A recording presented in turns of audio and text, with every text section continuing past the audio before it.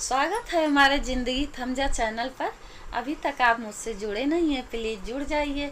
आज मैं आप सभी के लिए एक बहुत प्यारा देवी गीत लेके आए हैं। यदि आप सबको पसंद आता है तो कमेंट में ज़रूर लिखिएगा। आप सभी को जय माता दी।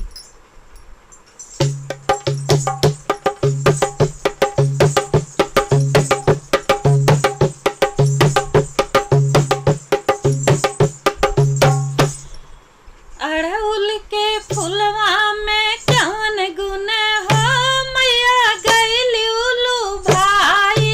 अड़हुल फुलवा में कौन गुण हो, मैया गइली उलू भाई।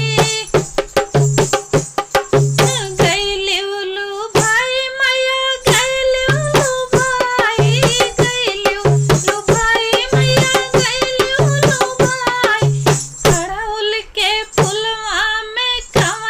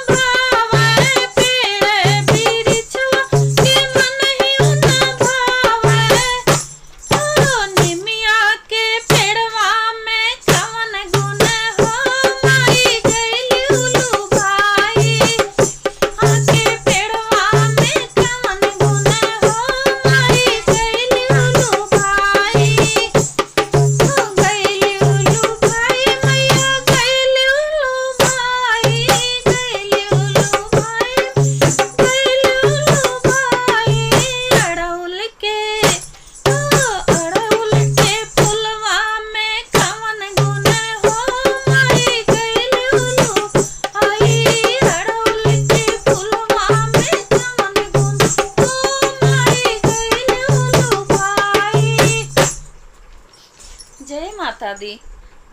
ये देवी गीत आप सबको पसंद आता है तो आप लाइक सब्सक्राइब करना नहीं भूलिएगा। धन्यवाद।